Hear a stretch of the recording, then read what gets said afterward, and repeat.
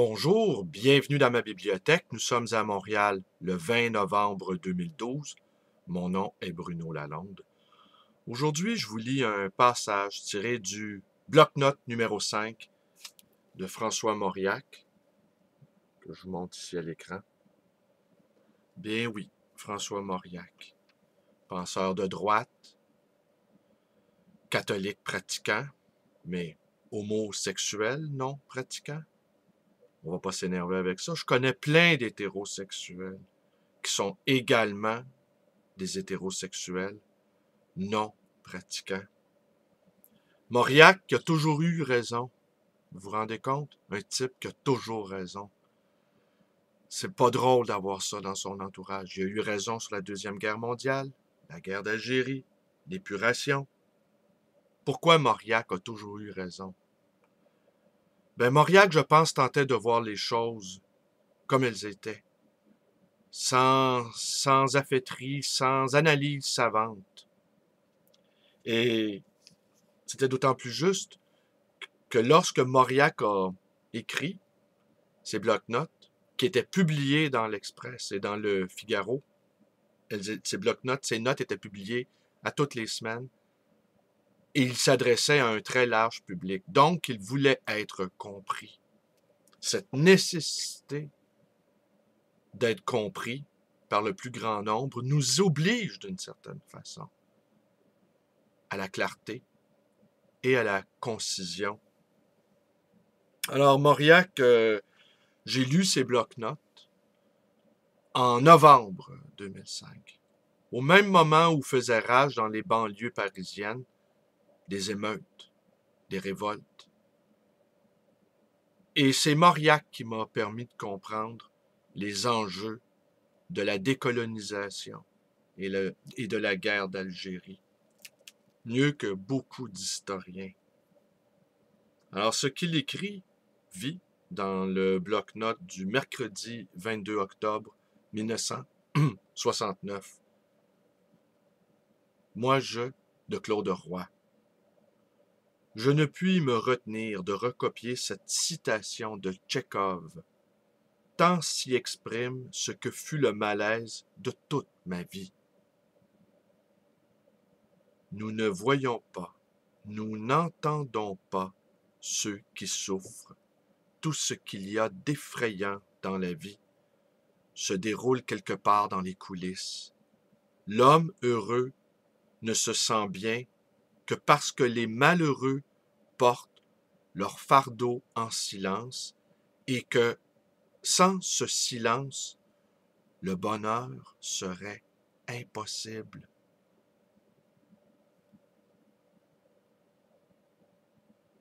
Mais est-ce bien de Tchekhov? Claude Roy brouille ses pistes, et le lecteur ne démêle pas toujours ce qui est de lui ou d'un autre.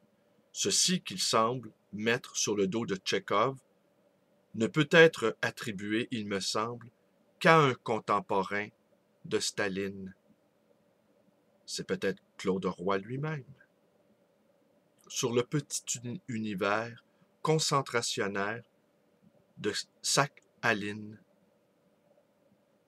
les déportés parqués dans des baraquements sordides, travaillant fer aux pieds dans les mines, condamnés pour un rien, à 90 coups de verge qui réduisent la chair du supplicié en bouillie, enfants affamés, errant dans les allées de la colonie pénitentiaire, les jeunes femmes prostituées aux gardiens, et les plus vieilles aux bagnards, les jeunes filles vendues aux riches colons ou aux surveillants, les exécutions capitales fréquentes.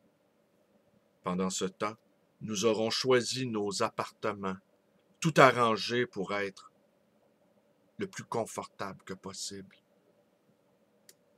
Ici, un autre passage. Le salon de la pornographie, une pornographie industrielle qui était à ce moment-là, comme vous le savez, à ses premiers balbutiements, pornographie de masse.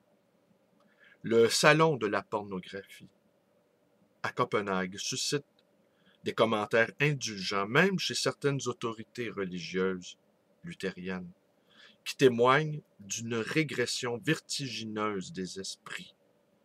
Se flatter de vaincre la pornographie par la liberté et par la satiété nous ramène à cette vue stupide que les jeunes êtres sursaturés au point de ne plus en faire cas n'ont pas été salis, souillés, irréparablement, qu'ils n'ont pas été atteints dans leur intégrité spirituelle, qu'ils n'ont rien perdu à ce contact immonde.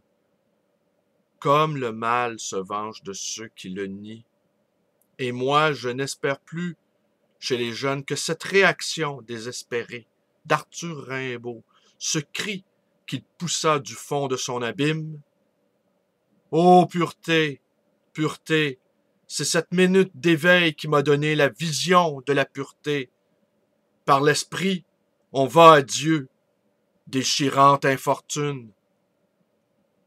Cette bassesse chez les autorités danoises de se flatter d'exporter leurs ordures à l'étranger, et surtout en Allemagne et aux États-Unis, et de n'en être pas atteints eux-mêmes.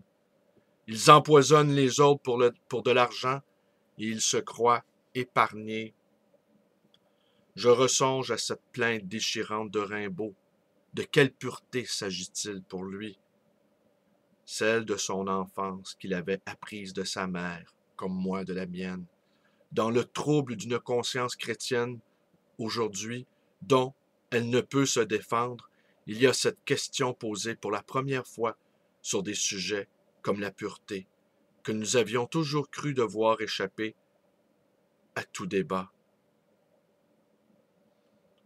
Quel sens donnent les exégètes avancés aux bienheureux, les cœurs purs, du sermon sur la montagne?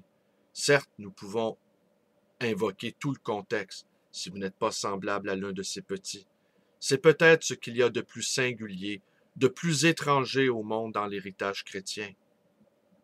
Je n'ai jamais oublié au cours d'un dîner cet homme, jeune encore, qui se plaignait des jésuites, ses éducateurs. Croyez-vous, répétait-il d'un ton indigné, qu'il nous prêchait la pureté, à nous, à des garçons? Ben voilà. J'ai fait aussi cette expérience le choc sur mon jeune esprit d'adolescent de la pornographie industrielle. J'aspirais de tout mon cœur à aimer une jeune femme, de l'aimer vraiment, de me donner à elle dans un geste d'amour. Et en même temps, il y avait cette vision de la pornographie industrielle qui, d'une certaine façon, venait saccager ma psyché. Aujourd'hui, je ne sais, probablement, peut-être il y a encore beaucoup de jeunes qui aspirent à un amour où on se donne tout entier, mais qui sont entravés par ces images de la pornographie industrielle, dont visiblement personne ne semble voir à quel point elles font des ravages dans la psyché collective. Voilà. Alors, François Mauriac, bloc-notes, tome 5, 1968-1970. Il avait passé, il était un homme très âgé, François Mauriac, quand il rédigeait ses bloc-notes. Il avait 80 ans, ce qui prouve encore qu'à 80 ans, on peut s'asseoir et écrire pour de vrai, pour tout le monde. Alors, c'est tout pour aujourd'hui. Je vous remercie d'être avec moi. Vous pouvez vous abonner à ma chaîne, Bruno Lalonde. Vous pouvez également devenir un ami lisant en vous joignant à ma page Facebook.